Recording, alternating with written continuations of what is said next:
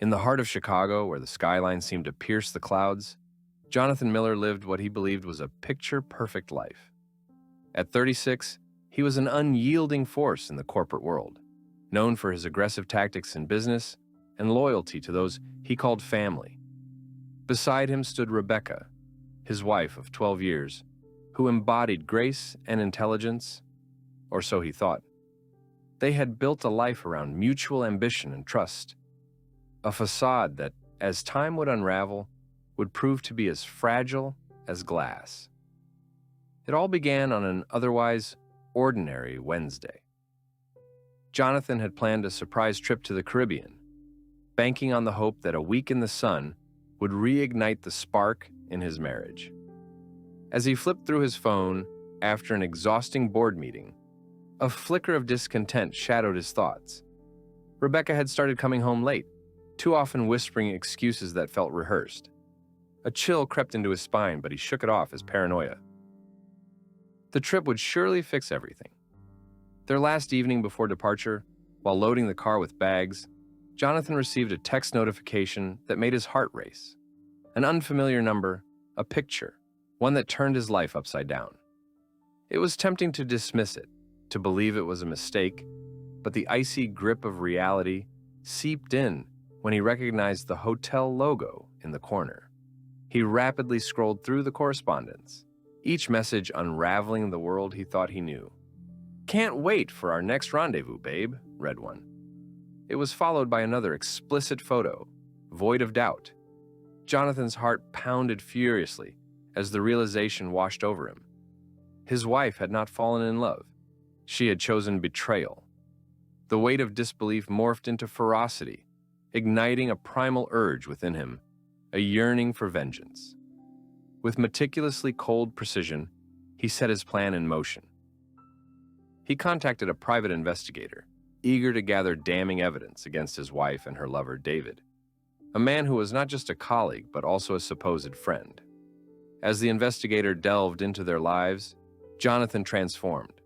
The once trusting husband became a storm of fury, determined to dismantle the very foundation of his marriage. Days turned into sleepless nights as he honed in on his targets. He collected bank statements, notes from private meetings, and surveillance photographs. Each piece of the puzzle drove him closer to a confrontation that would leave no room for mercy. He discovered Rebecca had not only been unfaithful, but had also siphoned funds from their joint accounts to finance her affair. This was more than betrayal. It was theft, and Jonathan would show no forgiveness. The moment arrived like a bullet, a corporate gala, the perfect stage for the revelation of her sins. Jonathan had been planning it for weeks, knowing that exposing Rebecca publicly would not only ruin her reputation, but would also devastate David. As the evening unfolded, he and Rebecca mingled with friends and colleagues, their smiles masking the tension vibrating between them. Then, in a strategic play, Jonathan quietly signaled to his investigator, who stood across the room with a slight nod. The lights dimmed for a celebratory toast, and amidst the hollow cheers, Jonathan cleared his throat, his voice cutting through the clamor like a knife. "Before we toast to success, I need to share something that's been weighing heavily on my heart," he announced. The room fell silent as all eyes turned towards him, watches on every expression like a pendulum marking time. It's a story about loyalty and betrayal, the kind that leaves scars that never heal. With the calculated precision of a seasoned debater, he revealed the affair, each word escalating the tension. Faces flushed in disbelief as he recounted the sordid details, the borrowed funds, the betrayal, the laughter shared after late-night rendezvous. He even presented the photographs, holding them high as gasps erupted from the crowd. Rebecca's face drained of color, her eyes wide with horror, unable to speak. "I trusted you, Rebecca. I built a life with you. And you repay that trust with contempt?" Jonathan's voice thundered, a mix of heartbreak and anger resonating in every syllable. The shock morphed into disgust as colleagues turned their backs on her, whispering amongst themselves in contempt. Jonathan felt a rush of satisfaction, pure and unfiltered. This was not just revenge, it was justice. He turned towards David, who stood frozen, his face a mask of dread. "And you, David, a snake disguised as a friend. Enjoy your climb. But remember, it's a long way down when the truth catches up." The finality in his voice rang like a death knell, echoing through the stunned silence that hung in the air. David would lose his reputation, scorned by former allies as Jonathan stoked the flames of their downfall. As he left the gala, the adrenaline coursing through his veins felt invigorating. Nothing could save Rebecca or David now. They were trapped in the destruction Jonathan had meticulously crafted. The once secure life they'd shared was shattered, and in that moment, Jonathan rediscovered his strength. He would emerge not just unscathed, but victorious. No longer the man driven by blind love, but a man who would now embrace calculated strength and cold resolve. This was no longer just a story about heartbreak. It was a narrative of vengeance, a drive toward reclaiming one's power in the face of overwhelming betrayal. In the wake of chaos, Jonathan was reborn, fueled by a purpose brighter than his past. He would shut the door on the life that had betrayed him and step into the control and freedom that awaited. The aftermath would bring its own set of trials, but Jonathan savored the taste of victory in his mouth, knowing this was merely the beginning of a much larger fight against the system that had allowed betrayal to flourish. The aftermath of the gala reverberated through Jonathan's life like a thunderclap. The confrontation had stripped away the veil of normalcy he and Rebecca had woven around their lives, revealing the raw nerve of betrayal that festered beneath. He spent the next week in a haze of adrenaline and anger, refusing to let the shock wear off before he launched into his counteroffensive. He was not merely a man who had been wronged.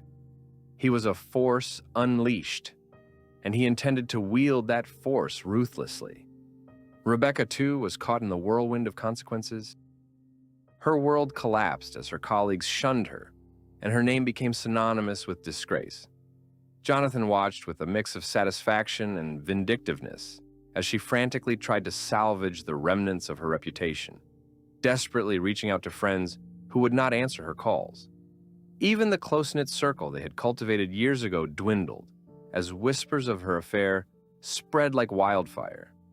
The news had seeped through social media, inscribed with hashtags like betrayed and Geishing scandal, and soon the gossip echoed in the most unexpected places: coffee shops, gyms, even at their children's school. Jonathan found solace in the systematic dismantling of Rebecca and David's lives. With his private investigators' help, he crafted a plan that was comprehensive and merciless. First on the agenda, financial annihilation. He moved to block her access to all joint accounts. A quick call to the bank sealed that deal. He reviewed the financial statements and uncovered discrepancies that outlined her deceit, totaling nearly $50,000 siphoned away over the past year. Each withdrawal was meticulously noted, and he was prepared to present it all in court. Jonathan also reached out to their financial advisor, a trusted confidant who had no idea how deeply Rebecca had dug her grave. "I need to talk to you about a sensitive matter," he said, his voice steady and detached. As they met, he laid out the evidence before her, reconstructing the narrative of betrayal. The advisor's reaction was predictable. Horror swiftly morphed into disgust. "I'll make sure everyone in our network knows the truth," she promised, her ethical compass ignited. While Jonathan laid the groundwork for their divorce settlement, Rebecca's life spiraled further into chaos. David, who once believed he could bask in the afterglow of his illicit affair, quickly felt the repercussions of his actions. Jonathan, fueled by a mix of vengeance and strategy, approached David's boss, recommending a review of his performance following the scandal. "It would be a shame if your firm was associated with someone of questionable character," Jonathan suggested, the words laced with a chilling calmness that resonated in the boardroom. That afternoon, he overheard David's pitiful attempts at damage control as he beggared his way back into favor. "I made a mistake. I didn't mean for things to get so out of hand," Jonathan overheard him pleading over coffee, his voice dripping with guilt and the desperate tone of a coward trying to reclaim what had been lost. In that moment, the hunter had become the hunted, and Jonathan found relish in the poetic justice that was unfolding. The final blow came when the divorce papers were delivered to Rebecca at her workplace. As she opened the envelope, her face turned pale and her hands shook. It wasn't merely the divorce she had to contend with, it was the stipulations enclosed. Full custody of their children, spousal support she would have to plead for, and the division of assets that favored Jonathan heavily. "I knew you would do this, John," she would later scream, desperate and frantic, as he momentarily considered offering her some semblance of kindness. But what kindness did a thief deserve? With each step forward, Jonathan also made sure to fortify his position. He sought the counsel of a formidable divorce attorney, someone known for maximizing payouts and minimizing losses for his clients. "We'll destroy them," she stated flatly, her demeanor unwavering. Together, they plotted the course to total annihilation. Days turned into weeks, and in the courtroom, the tension was palpable. Jonathan, with resilience and the fervor of righteous indignation, faced Rebecca across the room. She looked drawn and defeated, a stark contrast to the vibrant woman he had married. With a steely resolve and a keen sense of purpose, he presented his evidence, bank statements, proof of her affair, and testimonies from friends turned foes, all orchestrated like a symphony of his own making. "There is no excuse for betrayal," he declared to the judge, who sat with an expression of mild contempt. "She took not just funds, but trust, commitment, and the very fabric of our family. I demand justice, and that justice is the dissolution of this marriage." The gavel came down, and Jonathan felt the weight of liberation wash over him. The ruling was relentless. Rebecca was effectively stripped of her hopes for anything more than a meager allowance. The destructive universe he had created consumed her entire existence, and that moment brought him unparalleled satisfaction. Outside the courthouse, Jonathan took a deep breath, savoring the fresh air and the reality that he had emerged victorious, yet not without the enduring scars of betrayal. He had traded in the naivete of unconditional love for the steely embrace of fierce independence and hard-earned strength. He recognized that some wounds would never fully heal, yet he emerged determined to craft a future rooted in resilience and self-empowerment. As Jonathan began to carve out his new life, it was not merely to reclaim what was lost, but to redefine it entirely. Gone were the fragments of a life built on partnership betrayed. Instead, he envisioned a life where trust was earned, respect was demanded, and power belonged solely to him. Each step forward was a step toward healing, a tattoo of experience etched into his very being. Raw, but powerful. Scarred, but resolute. The echoes of his past would linger, but they would no longer dictate his future.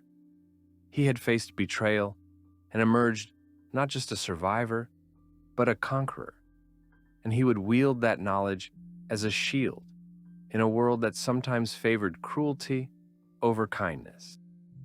In that turbulent journey towards self-discovery, he realized that while some people never deserved forgiveness, he would savor every ounce of victory, his triumph over the dark, twisted betrayal, and all it entailed.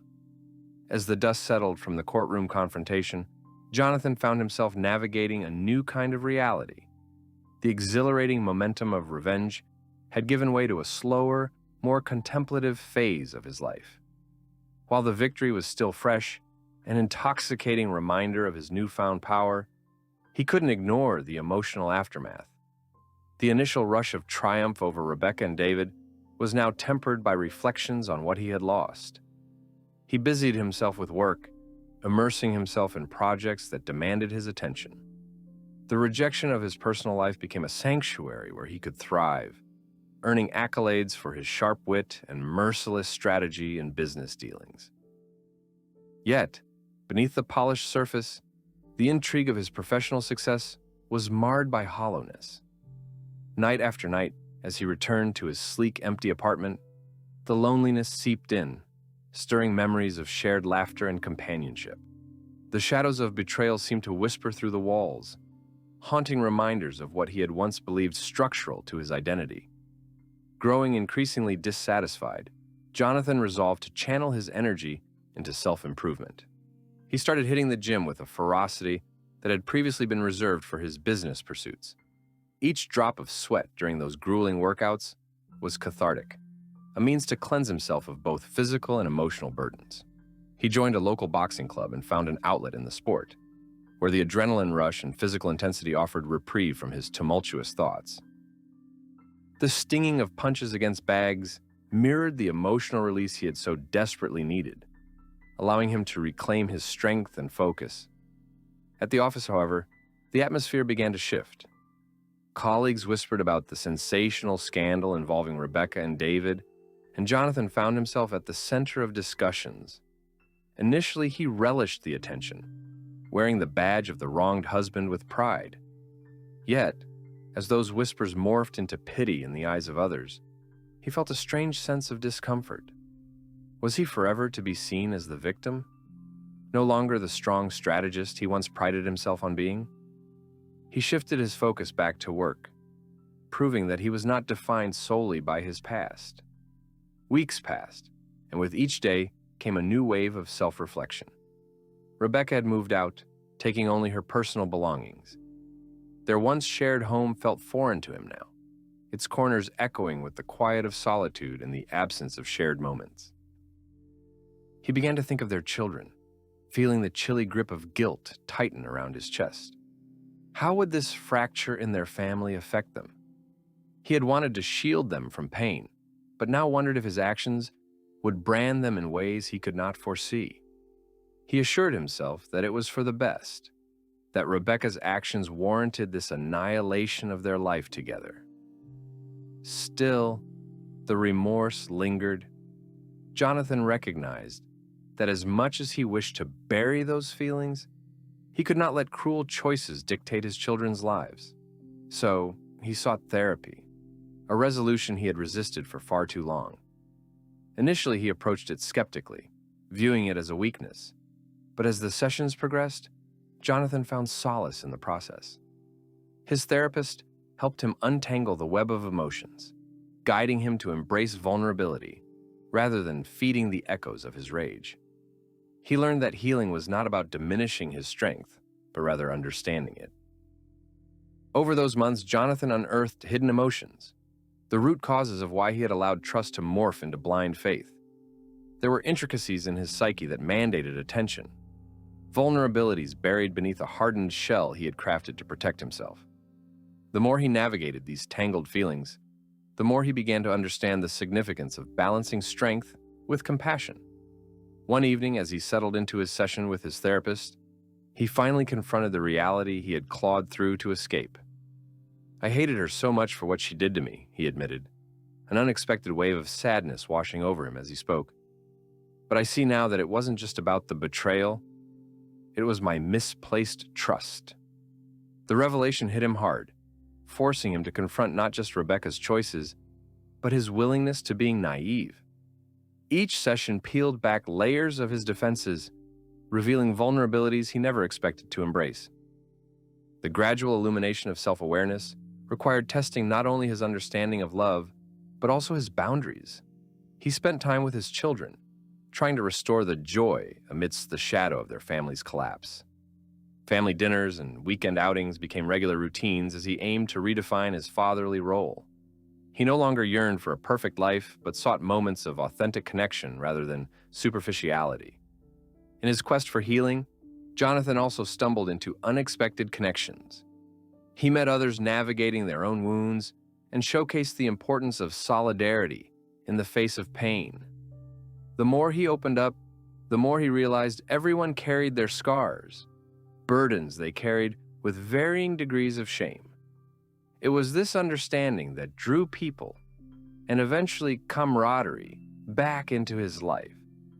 though the fear of repeating mistakes lingered in the recesses of his mind. Jonathan slowly rebuilt trust in small doses. The idea of dating felt foreign initially, and it terrified him. He had to remind himself that vulnerability shouldn't be seen as a weakness, but rather as the first step toward authentic connections. When he met Sarah, a charming single mother with a passion for art, Jonathan felt an inexplicable spark. The chemistry was palpable, different from the moments shared with Rebecca, yet captivating in its own right. They shared coffee at a local cafe, where each laugh and moment of eye contact felt natural. But with every shared laugh, he also felt the nagging fear that pushed him to reconsider his instincts. "Can I trust again?" he pondered repeatedly. The journey of acceptance twisted through emotional landscapes, but it also emphasized the notion of resilience. Jonathan was no longer the broken man who was a mere shadow of his former self. He had become a person molded by circumstances, stronger, more empathetic, ever wiser.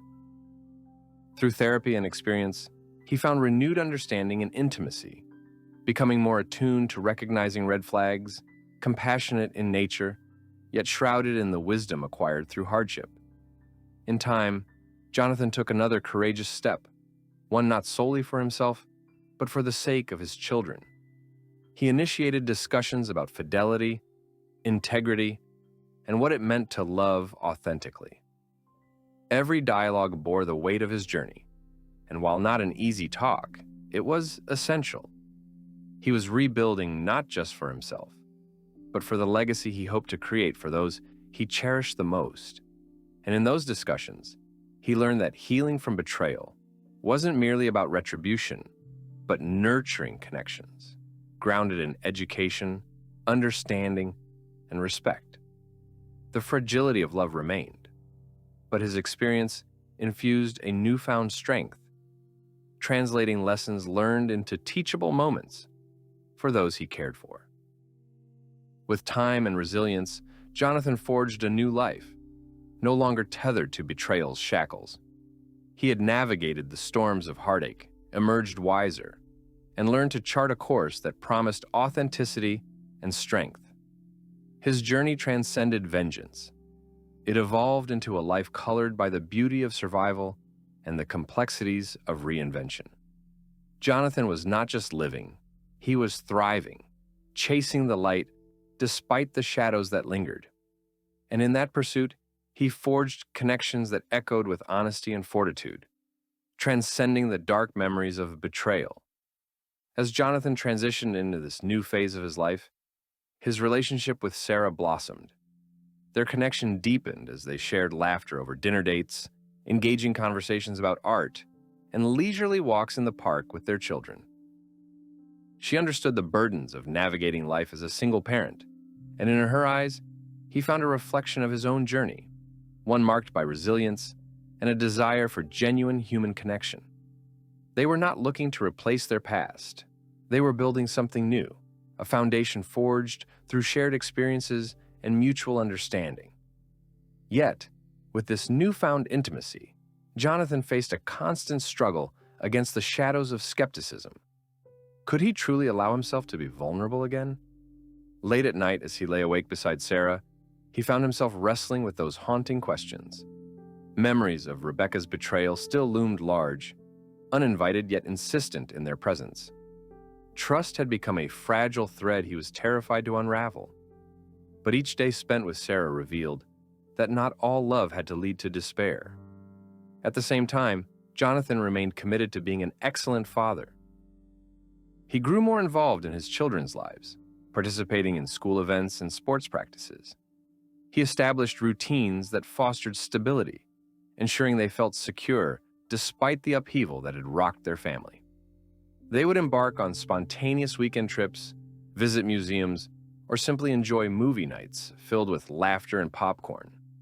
He wanted them to know that although their family had changed, love and joy were still abundant.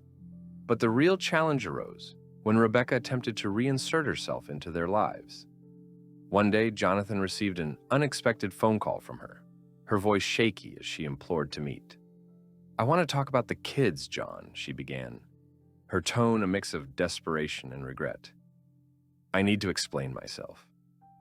The mere mention of her voice ignited a surge of anger. Yet he steadied himself. "Fine," he responded curtly, suppressing the tumult of emotions churning within. "What do you have to say?" When they met, Jonathan felt a whirlwind of emotions. Sitting across from Rebecca in the cafe where they had shared many moments, he couldn't ignore the weight of bitterness that hung in the air. She appeared different, anxiety etched into her features alongside a hint of vulnerability.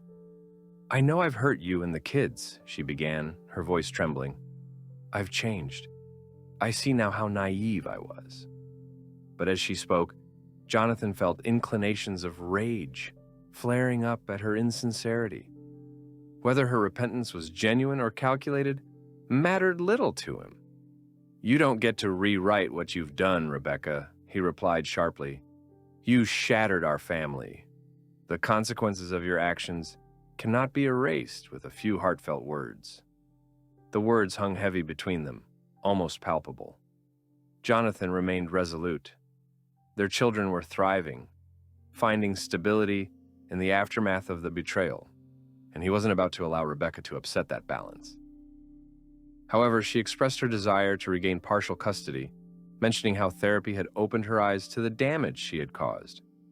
She claimed she hoped to be a better mother and asked him to consider giving her another chance. Taking a deep breath, Jonathan felt an unexpected sting of frustration. "You can't expect me to trust you after everything," he countered, his voice firm. "Trust is built, and you shattered it when you chose deceit over honesty." Tension thickened, and as Rebecca tried to justify her actions, Jonathan remained stone-faced, determined not to be swayed by her emotional plea. He realized that allowing her back into their lives, albeit in a limited capacity, might cause them to stumble back into instability. When the conversation concluded, he felt a mixture of relief and anger. Jonathan didn't want his children to endure Rebecca's instability again, nor did he believe her desire for forgiveness stemmed from a place of genuine remorse. He decided to consult his attorney and explore legal grounds on how he could maintain their current custody arrangement while safeguarding his children's interests. In the ensuing weeks, Sarah proved to be an incredible ally. Understanding the complexities of navigating Jonathan's lingering past, she simply listened when he needed to vent, her calm presence grounding him. Over dinner one night, he shared his frustrations. "It feels like she's trying to manipulate the situation," he confessed, frustration threading through his words. "I can't let her hurt them again." "You're doing what's best for your kids," Sarah reminded him, her voice reassuring. "You have to protect their peace." Her words anchored him as he grappled with the emotional fallout of Rebecca's attempts to re-enter their lives. Through it all, Jonathan continued to evaluate his own boundaries. He attended more therapy sessions, realizing that while he had learned to rebuild trust with others, he also needed to cultivate it within himself. The process of self-discovery taught him that vulnerability could coexist with strength. Nurturing that balance was essential for creating healthy relationships. But just as he thought life was regaining equilibrium, disaster struck when Rebecca attempted to turn the kids against him. She whispered poisonous words into their ears about how their father was the cause of their family's rupture. Jonathan received an alarming phone call from his daughter, Lily, one afternoon, her voice shaking with confusion and sorrow. "Why don't you love Mommy anymore?" "She says you don't." Jonathan's heart sank as he clutched the phone. "Lily, listen to me," he said, his voice steady. "Your mom made some really bad choices, but I love you and your brother more than anything. I would never want to hurt you." He quickly scheduled a family therapy session, knowing that the only way forward was to address these manipulative tactics head-on. In the therapy room, surrounded by supportive professionals, he unraveled the layers of misinformation Rebecca had instilled. The session opened a dialogue, allowing them to express their feelings in a safe space, cushioned by understanding and empathy. Over time, he noticed Lily and her younger brother Max slowly returning to their joyful selves. They began to understand their parents' intricate dynamics, equipped with enough tools to handle the emotional weight of the situation. Jonathan committed to ensuring that his children felt loved, valued, and supported. He prioritized creating a consistent, nurturing environment where they could thrive. As the seasons changed, so did Jonathan and Sarah's relationship, flourishing into something genuine and stable. Jonathan opened his heart, finding comfort in Sarah's steadfast support. They started to talk about blending their families, contemplating the future, a family marked not by scars of betrayal, but instead rooted in strong connections, community, respect, and affection. It was during a quiet evening as he watched Sarah read to the children that Jonathan finally felt a profound sense of peace. The chaotic storms of the past had transformed into lessons, woven together into a resilient tapestry of love and heartache. He realized that vulnerability, when embraced, led to empowerment and new beginnings. In that moment, Jonathan felt grateful for the journey, acknowledging every setback had shaped his current self, a man capable of profound love and understanding, fortified by his history, yet open to the unknown. He understood that while some wounds may never fully heal, they could transform into something powerful, ushering in resilience and hope for a brighter future. As he gazed at Sarah and the kids, he recognized he had emerged from the shadows, not just as a survivor, but as a man who had learned the art of connection, compassion, and rebuilding trust from the ashes of betrayal. As the months progressed, Jonathan's life continued to evolve, shaped by the lessons learned from betrayal and resilience. The warmth of family dinners and shared movie nights with Sarah and the children filled his home with laughter, drowning out the echoes of disillusionment. Holiday gatherings transformed the once bleak surroundings into festive environments, showcasing the joy that can emerge from rebuilding and redefining love. One crisp autumn evening, as Jonathan prepared for a family Halloween celebration, he felt an overwhelming sense of gratitude. He carved pumpkins with Lily and Max, their faces adorned with smiles, while Sarah laid out decorations that turned their home into a whimsical wonderland. Afterward, they sat in the yard, the flickering candlelight illuminating their faces as they shared spooky stories and giggles. In that fleeting moment, Jonathan became acutely aware of the stark contrast between his past and present. However, even amidst this newfound joy, he was reminded that the scars of his previous life occasionally resurfaced, uninvited yet persistent. Rebecca's attempts to incur conflict persisted, her evenings spent conjuring new strategies to court sympathy from their children. One evening, as Jonathan prepared the kids for bed, he found Lily clutching a tattered stuffed animal, her eyes shimmering with confusion and worry. "Daddy, why can't we see Mommy all the time? Why does she say you don't love her anymore?" Sitting beside her, Jonathan gently wrapped his arm around her. "Sweetheart, your mom and I love you more than anything," he began, his voice steady. "But grown-ups sometimes make choices that hurt other people, and that's what happened with us. It doesn't mean I don't love you or that she doesn't love you. This is our new normal, and I promise I will always be here for you." Through these conversations, Jonathan continually worked to cultivate open lines of communication with his children, emphasizing that it was okay to ask questions and express their feelings. As they hugged goodnight, he felt an increasing confidence that he was finally steering the narrative toward healing and stability. The surge of hope was abruptly interrupted one day when Jonathan received a text from Sarah. "Can we talk? I really need to discuss something important." His heart raced with apprehension as he envisioned the worst.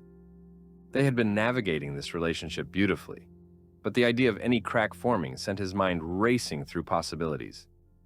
They met at their favorite cafe, the air heavy with an expectant silence. Sarah's expression mirrored his anxiety as they took seats at a sunlit table. "Jonathan, I want you to know that I truly care about you and the kids. But because of our pasts, I've been grappling with something I need to share," she began. "I've loved our time together, but I also fear becoming too close too quickly. I want to ensure we're solid before we move forward with blending our families." Relief washed over him, but there was also an undeniable ache at the acknowledgement of their fears. "I understand, Sarah. I appreciate your honesty. My past with Rebecca was a hard lesson. Trust takes time, and it's sacred. We can't rush into anything, even if the chemistry's right.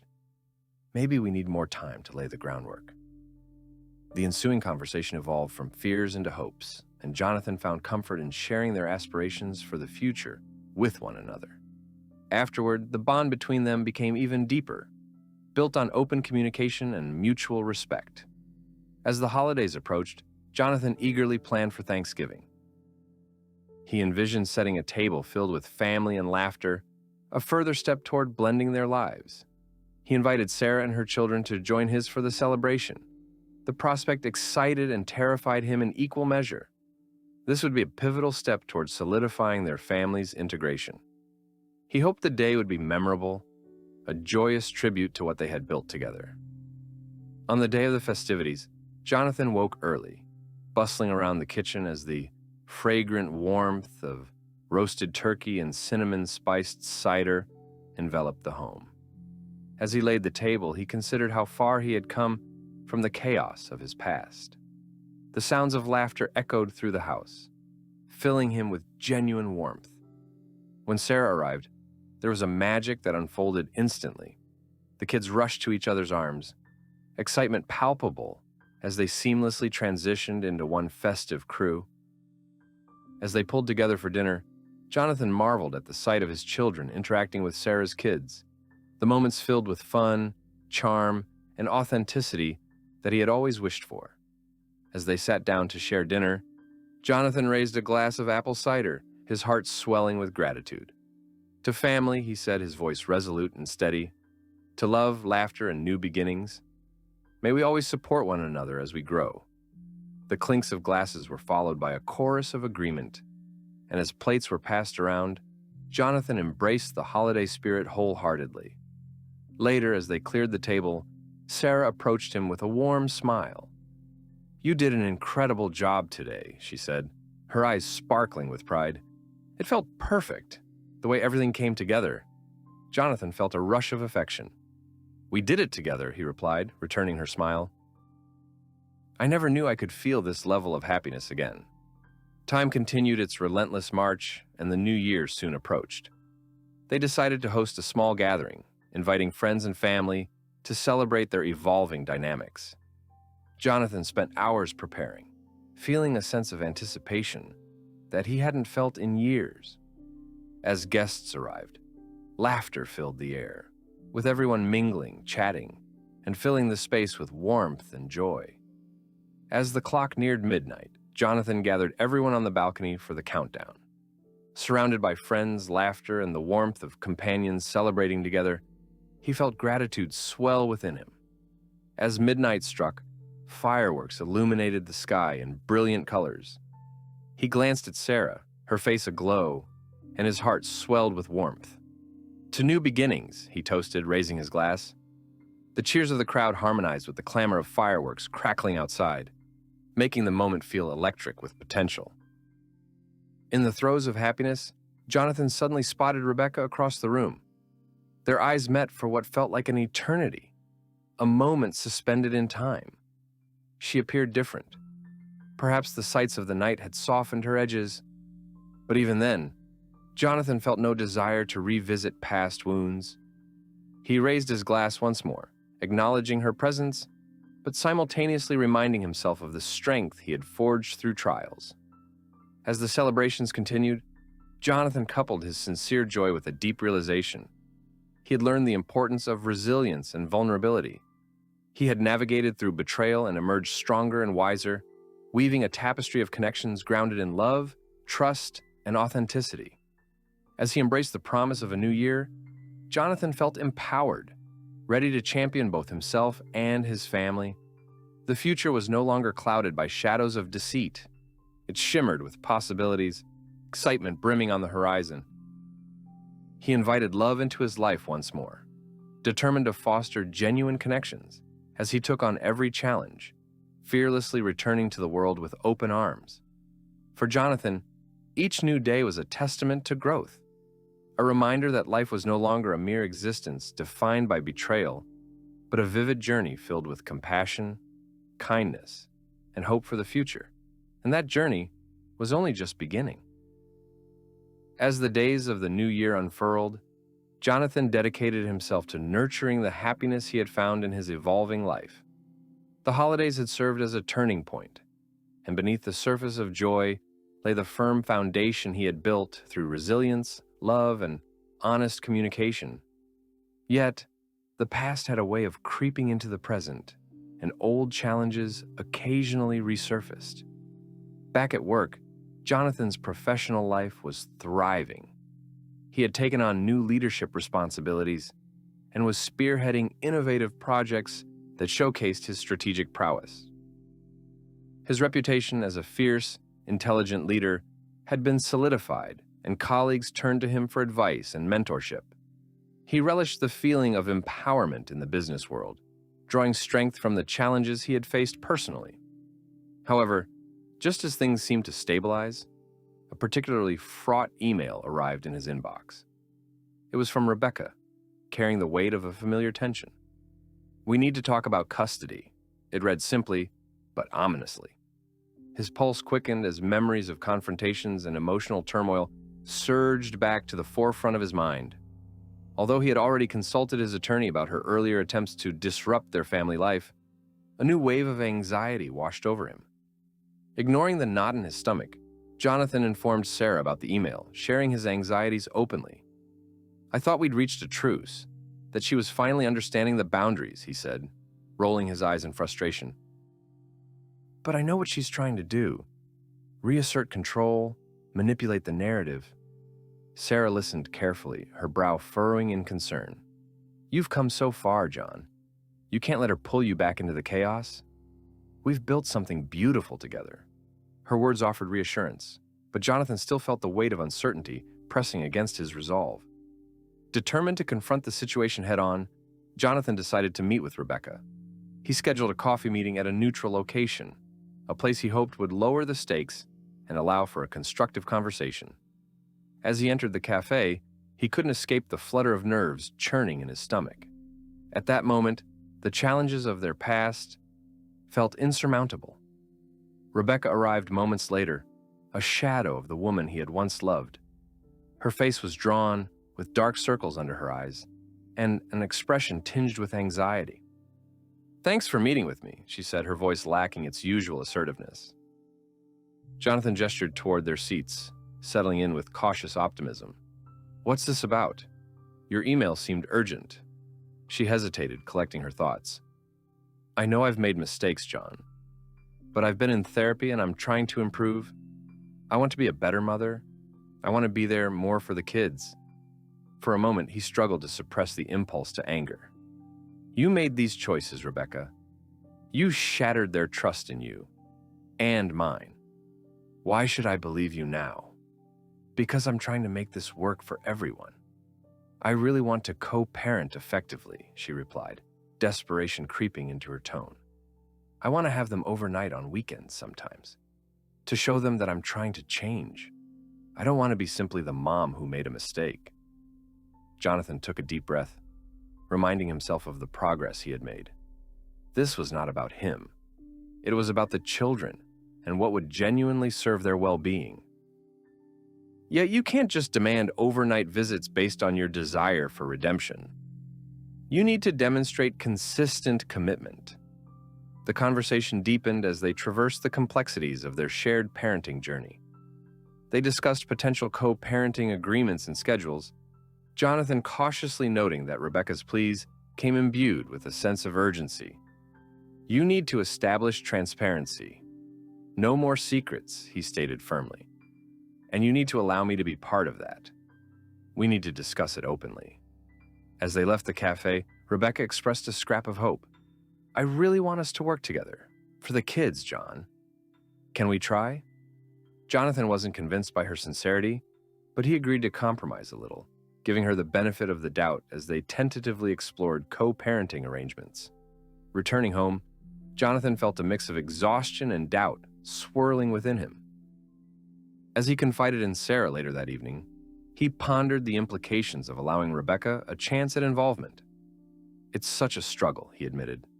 "I don't want to hold on to mistrust forever, but the fear of being burned again weighs heavy." "You can't shut off the risk of vulnerability," Sarah replied gently.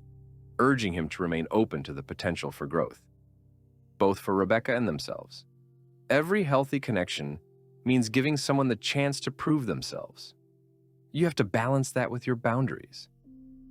Navigating the uncertain terrain of co-parenting proved challenging for Jonathan and Rebecca.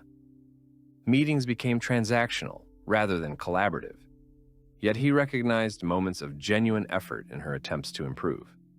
There was a hesitant but palpable shift as she made strides in her parenting, sometimes even inviting him to discuss the emotional well-being of their children. It was not always easy, but Jonathan began to feel a sense of cautious optimism blooming beneath the layers of hurt. However, just as things began to stabilize, the tension flared again, this time ignited by an unexpected confrontation. Jonathan received a text, a bolder response from Rebecca, revealing that she had been speaking negatively about him in front of the children. "You mean nothing to them," it read, unnerving him to his core. The words stung, each a reminder of his most raw wounds, and Jonathan knew that this battle would have to be fought decisively. Having learned from the past, he took action. He initiated another mediation session with Rebecca and brought their therapist along as a neutral third party. "We can't let this spiral again," he stated to both of them firmly. In the session, he clarified his boundaries and reinforced that any further disparagement could compromise the co-parenting arrangement they were trying to establish. Jonathan contained the simmering anger boiling within him as they spoke, seeking a composed demeanor despite Rebecca's apparent defensiveness. "We need to keep our children away from our battles. It's crucial that we show them respect and set an example," he urged. For the first time, Rebecca appeared to understand the gravity of her words and actions, albeit hesitantly. The session concluded with a renewed commitment to prioritize the children's emotional health, but Jonathan left with a lingering sense of unease. It seemed to him that Rebecca's progress was tenuous at best. Days turned to weeks, and he continued refining his boundaries. Gradually, he discovered ways to allow Rebecca to engage without relinquishing his power. Jonathan quelled any resentment through conversations with Sarah, inviting her insights on parenting and relation dynamics. As Jonathan moved through this complex landscape, he felt a renewed sense of clarity that transformed tragedy into an opportunity for growth. Each challenge brought new insights about his own strength, facilitating the gatekeeping of love amid vulnerability. He recognized that healing lay not only in the aftermath of betrayal, but also in the relentless stride toward healthy connections. Those that once seemed unattainable were now growing roots in fertile ground. Eventually, Jonathan found the courage to revisit his own dreams and aspirations, beyond parenting alone.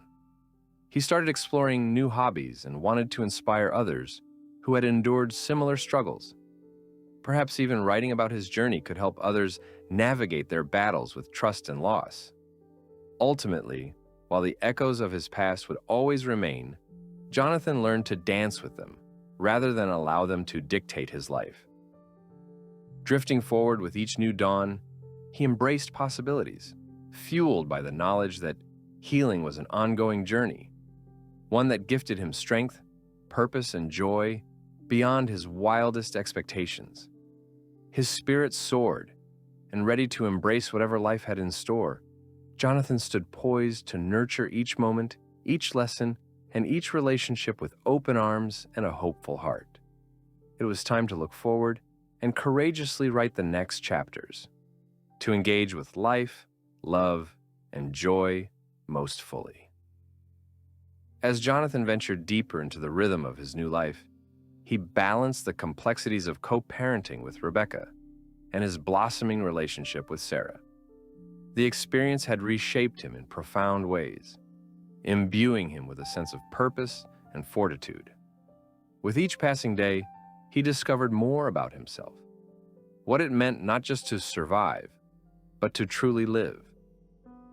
His commitment to self-improvement took on new dimensions, and inspired by his own journey, he decided to start a blog to share his experiences and insights. He hoped to reach others, grappling with betrayal, broken trust, and the arduous path to recovery. The act of putting his thoughts into words provided catharsis, allowing him to process feelings and illuminate lessons learned along the way. Each post became a stepping stone toward understanding how resilience was not merely a response to grief, but a transformative force that could lead to rebuilding one's life. The blog quickly gained traction, resonating with those silently navigating similar struggles. Jonathan found community and connection in the comments section of each post. The responses were filled with gratitude and shared experiences. People reached out, finding solace in his words, and the shared vulnerability created a tapestry of support that enlivened him.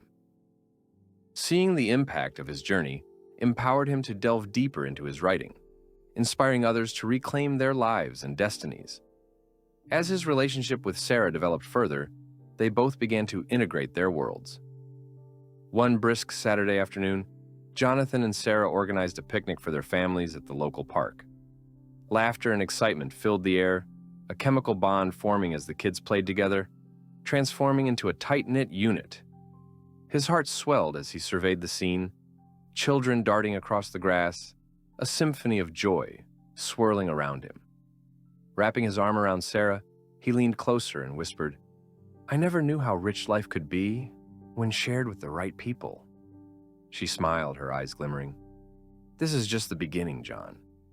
I can see the beauty of blending our families, and so can the kids. They're learning from you." With this newfound hope, Jonathan also faced the reality that Rebecca's journey toward accountability was not going to be linear. Despite the long strides they had taken toward shared parenting, she'd still experienced setbacks, moments when her insecurities surfaced to threaten the stability they had built. However, with each stumble, Jonathan maintained his resolve. After another therapy session where Rebecca seemed to revert to old patterns, asserting her right to the kids in a confrontational manner, he began reconsidering their structured co-parenting arrangement. "Rebecca," he asserted calmly, "if we cannot demonstrate respect toward one another in front of the children, we need to reevaluate how we function together as co-parents." "Do you think I'm not trying?" she shot back, the frustration evident in her voice. "I know you are. But we can't keep having these conversations turn into battles. They need stability." As they left the session, Jonathan felt a blend of frustration and sympathy toward Rebecca. He wished her well, but realized he could not be the only one carrying the entire emotional load. He had learned that while compassion was essential, boundaries were equally crucial for everyone's well-being. As he grappled with this realization, he leaned more on Sarah, who offered her unwavering support. "Remember, you can't be her emotional crutch," Sarah reminded him one evening as they cooked dinner together. "You're building a life, and that must remain the priority." With renewed clarity, Jonathan crafted strategies that gently but firmly urged Rebecca to commit to her growth. He kept communication fluid, focusing on their children's well-being, while conveying that he would stand firm against any regressive behavior.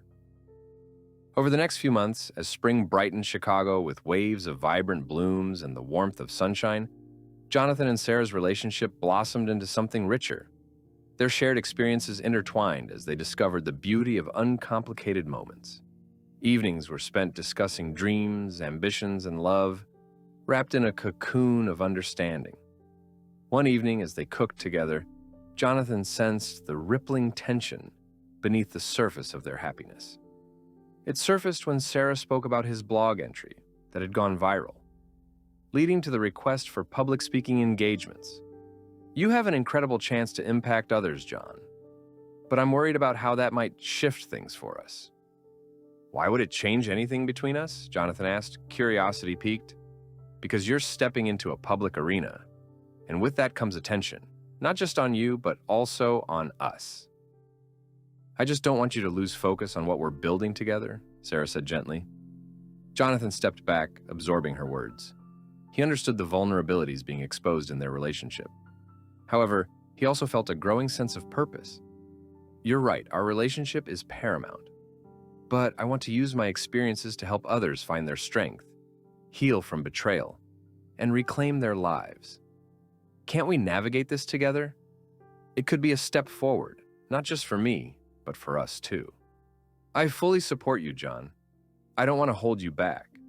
I just want to ensure we communicate through it all," she replied, vulnerability evident in her gaze. The dialogue was a turning point, deepening their connection as Jonathan realized they were not just partners, but team players in the game of life, willing to share the highs and lows that arose. They agreed to maintain open lines of communication throughout his evolving journey, reinforcing their collaborative spirit within their relationship. As he stepped into the world of public speaking, sharing his insights about resilience, betrayal, and recovery, he thrived in connecting with others. Each audience member resonated with the authenticity of his story, and Jonathan quickly learned how cathartic it was to share his experiences. The poignant feedback reflected that his journey had not only transformed him, but also ignited sparks of hope in others navigating dark waters. One evening, after a particularly moving event, Jonathan stood at the exit, greeting attendees with sincere appreciation for their participation. As the last of the audience trickled out, he spotted a young woman lingering at the back. Her eyes brimmed with tears as she approached him. "Thank you for sharing your story. It helped me confront my own pain," she said, her voice breaking slightly. "I've been where you were, lost, betrayed. But you've shown me that there is light at the end of the tunnel." Jonathan felt a swell of gratitude and hope for her journey. "Your courage to confront your past is what will guide you to healing," he replied earnestly. "It's the first step. Remember that you are not alone." As he headed home after that eventful evening, Jonathan reflected on the connections he had forged through vulnerability. He realized that one of the greatest gifts of overcoming betrayal had been the ability to reach out, to build understanding and alliances with others who shared similar experiences. He embraced the role of mentor, supporter, and friend. It was a new chapter of his life he hadn't anticipated, yet one he found deeply fulfilling. Throughout this transformative journey, Jonathan understood that resilience and recovery weren't solitary pursuits. They were inherently communal, rooted in connection and solidarity. In the heart of his newfound life, Jonathan stood not merely as a survivor, but as a guiding light, championing the stories of others while nurturing the love blossoming in his own life. Stepping into the future, he was filled with anticipation, courage, and an unwavering belief that he could continue to thrive, transform, and foster love amid vulnerability. The road was long, but he walked it with purpose, ready to embrace every opportunity for growth, connection, and joy that lay ahead. As Jonathan continued to evolve within his newfound roles, both as a mentor and a partner, life unfolded with vibrant opportunities and complex challenges.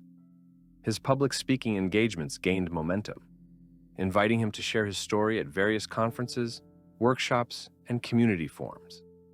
With each event, he delved deeper into the emotional landscapes of his experiences, aiming to provide clarity and hope to those navigating their own turbulent journeys.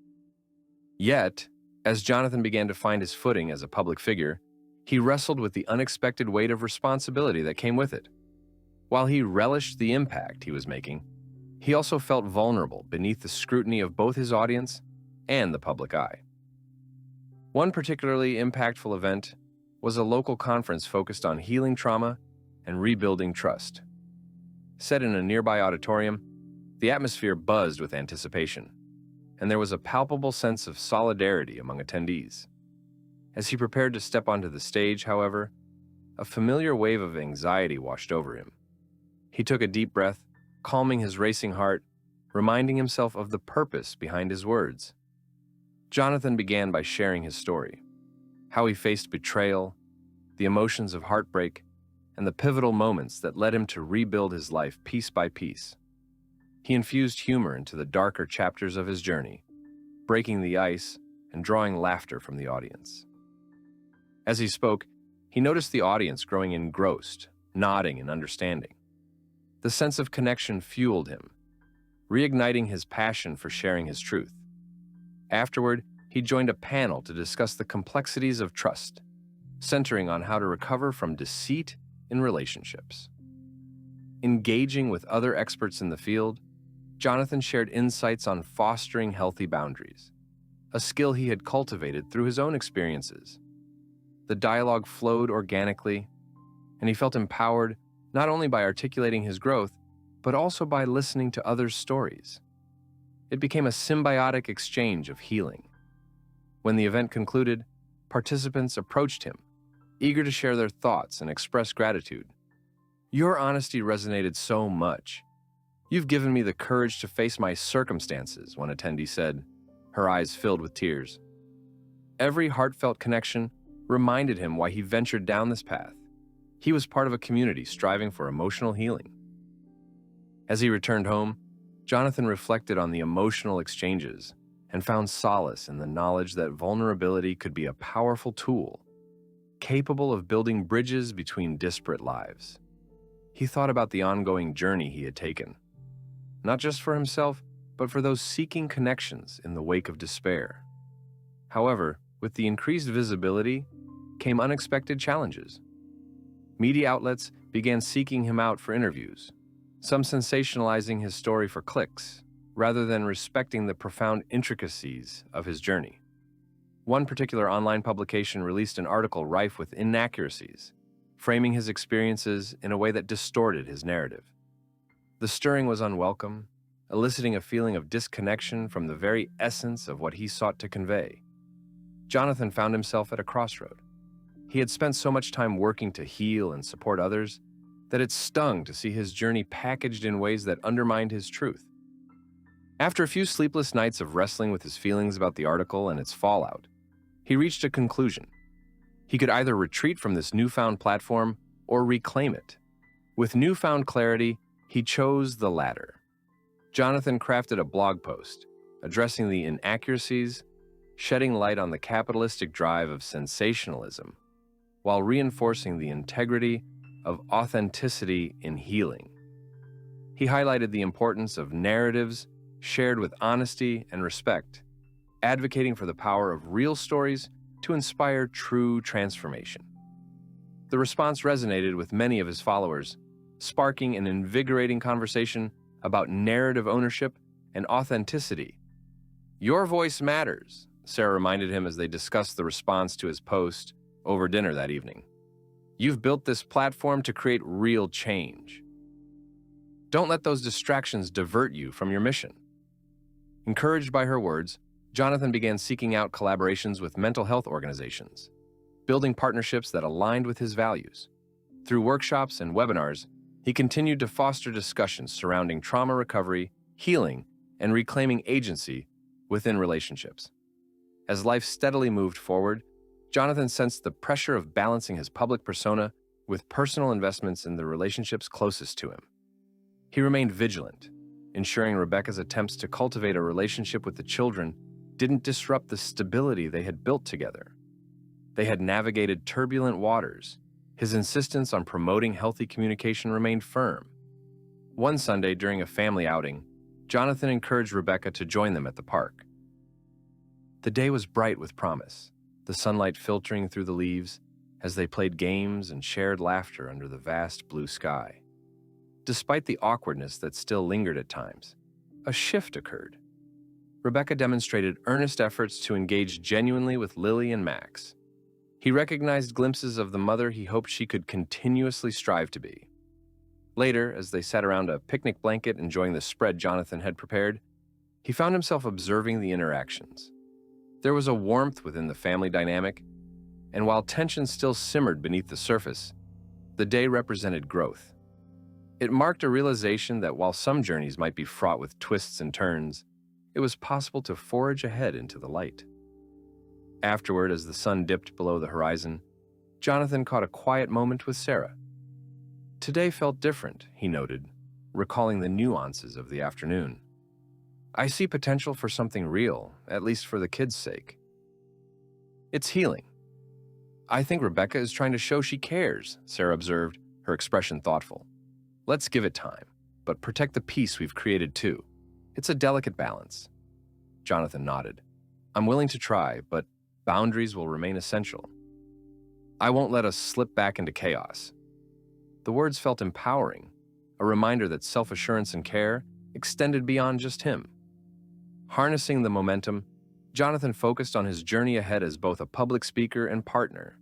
He cultivated a wide web of support, drawing strength from his community, sharing the wisdom he had gained with others, striving to reclaim their lives. Each day unfurled new opportunities, lessons, and connections knitted together through shared experience. He and Sarah continued to explore their relationship's potential, nurturing conversations that deepened their understanding of one another. They spoke openly about dreams of the future, including hopes for blending their families more seamlessly and crafting a life marked by joy and stability. Jonathan felt guilty moments of doubt, but Sarah's unwavering belief reminded him that life was meant to be lived fully, encompassing both passion and vulnerability. Spring transitioned into summer, and Jonathan embraced this journey, together with his family and a newfound sense of purpose. His evolution reflected in every step he took, choosing to let authenticity guide him while placing love at the core. As he moved toward each new chapter, Jonathan embraced the unfolding of life, not just as a survivor, but as a warrior of transformation, ever ready to embrace whatever opportunities arose on the horizon. He held tightly to the understanding that each moment was an invitation to connect, uplift, and create meaningful change. And with every challenge faced, he grew stronger, bolder, and more resilient on the path toward healing. As summer unfolded, Jonathan found himself increasingly involved in community efforts focused on mental health advocacy and family dynamics. His public speaking engagements multiplied, leading him to new stages and audiences where he shared not just his story, but also offered valuable insights on resilience, healing, and the transformative power of vulnerability. The response from attendees was overwhelmingly positive, and he recognized that he was not just speaking to them, but sharing a piece of his heart, a heart that had both been shattered and rebuilt. One particularly memorable event was a community fair dedicated to mental health awareness. Jonathan was invited to lead a workshop centered on effective communication within families, especially in the context of co-parenting after divorce. As he prepared, he crafted tailored exercises that encouraged attendees to engage in active listening and open dialogues, essential skills for nurturing healthy relationships. The day of the fair, as he stood at the podium and surveyed a room filled with eager faces looking to heal and grow, he felt an electrifying connection to his purpose. The workshop was a resounding success. Participants actively engaged in exercises, sharing their experiences, and practicing effective communication techniques in small groups. Jonathan could see the transformational spark igniting as individuals connected with one another. He was met with smiles and gratitude afterward, each acknowledgement reinforcing his commitment to this path. "This was eye-opening," one participant remarked. "I hadn't considered how my perspective affects my children's well-being. Thank you for empowering us." Hearing such feedback filled Jonathan with hope and renewed determination, affirming that he was making a genuine difference in the lives of others. Yet, despite these fulfilling experiences, his co-parenting journey with Rebecca remained a delicate intricacy to navigate. Though they had made strides in their relationship, moments of tension occasionally resurfaced, and Jonathan was careful to maintain boundaries while fostering empathy. He wanted to provide a nurturing environment for his children, but also understood the need to protect their emotional landscape from any instability that might arise from Rebecca's actions. One afternoon, Jonathan received an alarming text from Rebecca after she had unexpectedly picked up the kids for a weekend visit. "They're not happy being with me. They miss you.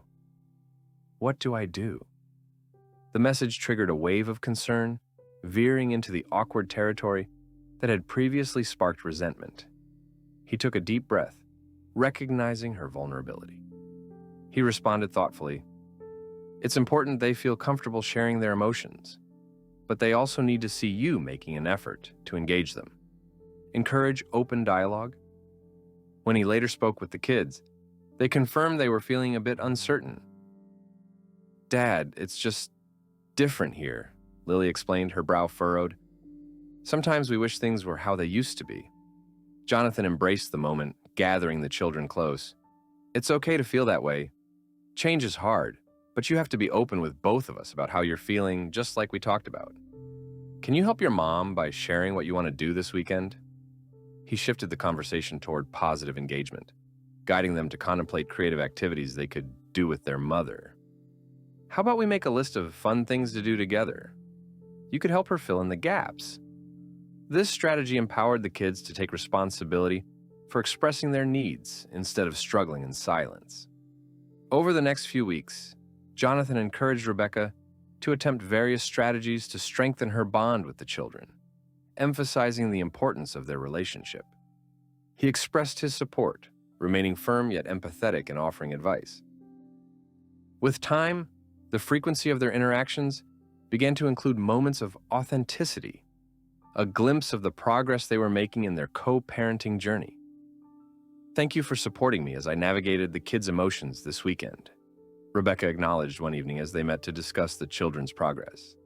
It helped me realize how important it is to be present and engage with them more meaningfully. Jonathan nodded, recognizing the breakthrough. If we can find ways to collaborate, we can create an environment that nurtures their emotional growth. Let's set them up for success.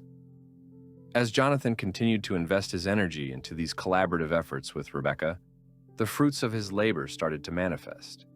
The children began to thrive in their routines, finding comfort in the balance between their two homes. They navigated between Jonathan and Sarah's nurturing environment and Rebecca's space, becoming adept at communicating their feelings and needs. It was a dance of mutual respect, reflection, and growth, a beautiful testament to their journeys. Sensing that their dynamic was becoming healthier, Jonathan remained proactive in fostering communication between them. One evening, they collectively agreed to gather around the dinner table with the kids. As they sat together, Jonathan felt a surge of hope, watching Lily and Max playfully banter back and forth with both parents, creating shared laughter that echoed around the room. "Can we make tacos?" Max piped up, excitement bubbling in his voice. "Absolutely, let's do it," Jonathan replied, his heart warming at the genuine enthusiasm shared among them. As they cooked together, the atmosphere shifted from a place of tension to camaraderie. While chopping vegetables, they playfully teased one another as they prepared a feast, creating an experience stitched with joyful memories. After the meal, as they switched to dessert, tacos having transitioned into homemade brownies, the warmth established in the home felt palpable. Jonathan reflected that if they could continue to build positive experiences together, they would further solidify the foundation necessary for a healthy family dynamic. Later that evening, as Jonathan tucked the children into bed, they snuggled into their blankets while exchanging evening stories. "Dad," Lily said softly, "thanks for making everything better." Jonathan leaned down, planting a gentle kiss on her forehead as he whispered, "You are the reason I keep trying, sweetheart." Once the children were fast asleep and the house settled into a comfortable quiet, Jonathan exchanged glances with Sarah, who had been quietly watching the transition unfold. "If anyone had told me that we'd be here, together like this, I wouldn't have believed it," he said, his voice tinged with gratitude. Sarah smiled warmly. "This is a testament to growth. Yours, theirs, even Rebecca's. It takes strength and courage to keep leaning into the discomfort while striving for better." Jonathan took a breath, reflecting on her insights. It was true. Every step, every choice, had brought them closer to healing as a family. With an ever-growing sense of hope, he recognized that forging bonds, even amidst challenges, was a crucial part of reclaiming trust and building a supportive environment for their children. As the summer began to wane, Jonathan committed himself to keep pushing forward, not just for himself, but for those he loved. He felt revitalized, ready to face whatever new challenges awaited him. Life was multifaceted, filled with growth, learning, and opportunities to build connections. Empowered by love, community, and support, Jonathan embraced the beauty of the journey. Each day offered renewed chances to create, connect, and inspire, giving him the strength to navigate not just his world, but also the worlds of others, reminding them that healing and resilience emerge from shared vulnerability, understanding, and love. With this realization in his heart, Jonathan stood ready to step boldly into the challenges and joys that awaited, forever motivated by the transformative potential behind each choice he made. The future gleamed before him, not with the brightness of a flawless existence, but with the promise of growth, authenticity, and the richness of life's shared experiences.